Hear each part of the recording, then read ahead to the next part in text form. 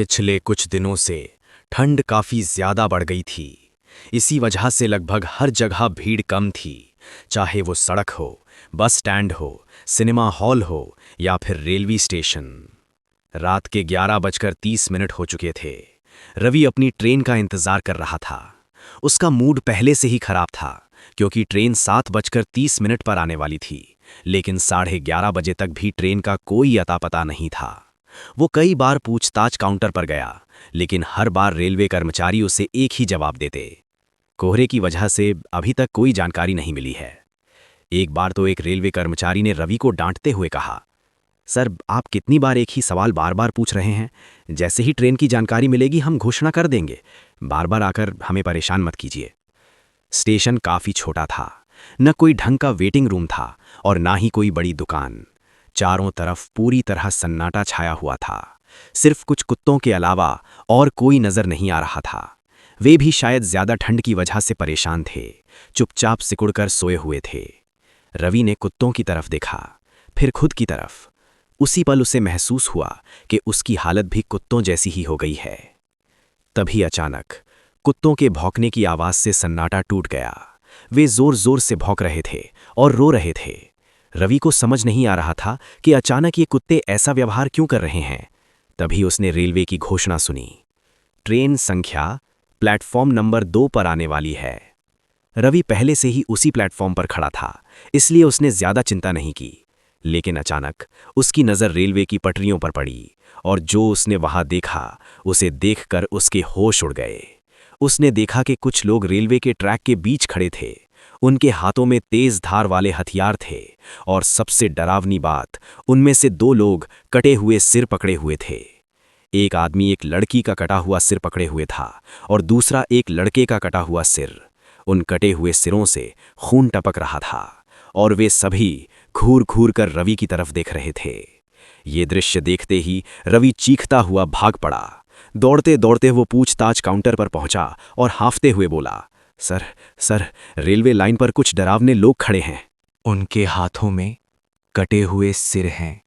कृपया railway police को सूचना दीजिए।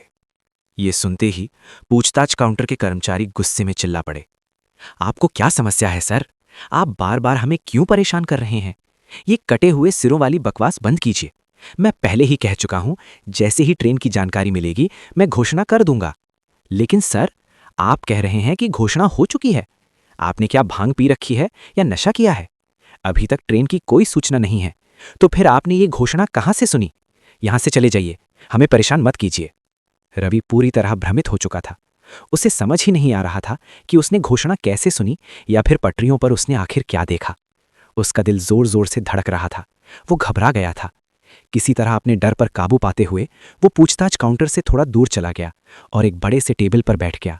उसकी आंखों के सामने अब भी वही 2 चेहरे घूम रहे थे।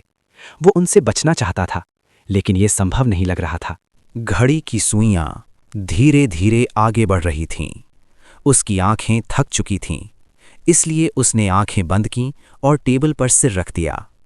अभी उसे लेटे हुए सिर्फ 10 मिनट ही हुए थे कि तभी ट्रेन के आने की घोषणा हुई। रवि गहरी नींद में था, लेकिन आवाज सुनते ही डर के मारे उठ बैठा। ट्रेन प्लेटफॉर्म नंबर 2 पर आ चुकी थी। वो धीरे धीरे प्लेटफॉर्म की ओर बढ़ा। कुछ ही देर में ट्रेन आ गई। उसकी आरक्षण A1 कोच में थी। वो अपने कोच में चढ़ गया। सीट पर बैठते ही ट्रेन ने रफ्तार पकड़ ली। रवि ने देखा कि आसपास के सभी यात्री कंबल और चादर ओढ़े गहरी नींद में सो रहे थे। उसने भी एक चादर और कंबल निकाला और सोने की कोशिश करने लगा, लेकिन पता नहीं क्यों वही डरावना दृश्य बार बार उसके दिमाग में घूमने लगा। तभी अचानक चीखने की आवाज से उसकी नींद टूट गई। उसने देखा कि कुछ हथियारबंद लोग डिब्बे में घुस आए थे। वे सबको जगा रहे थे और बार बार एक ही सवाल पूछ रहे थे, क्या तुमने यहां कोई लड़का या लड़की देखी है? दोनों बहुत युवा थे, लगभग 18 या 19 साल के। रवि को गुस्सा आया, लेकिन उनके हाथों में हथियार देखकर उसने चुप रहना ही बेहतर समझा। कुछ देर बाद वे लोग चले गए। रवि फिर से सोने की कोशिश करने लगा, लेकिन उसे लगा कोई उसे जगा रहा है।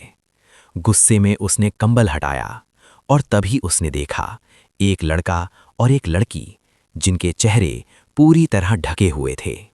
भाई, मेरा नाम जानवी है और मैं इस लड़के से बहुत प्यार करती हूँ। इसका नाम महेंद्र है।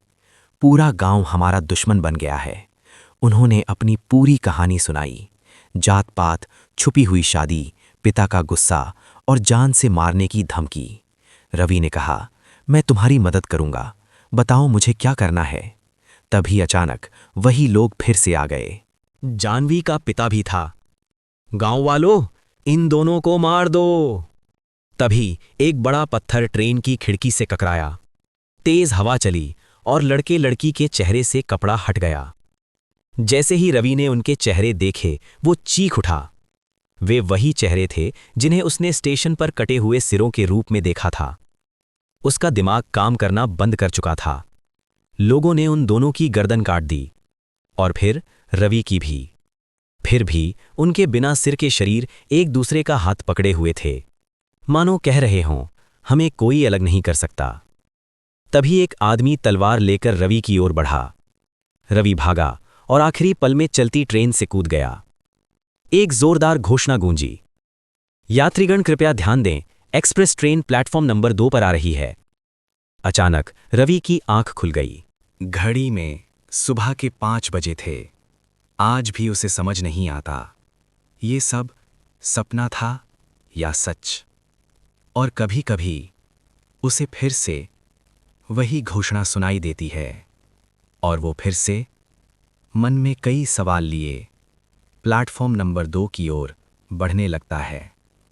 अगर हमारा वीडियो आपको पसंद आया हो तो वीडियो को लाइक करें, चैनल को सब्सक्राइब करें और बेल आइकन ज़रूर दबाएं।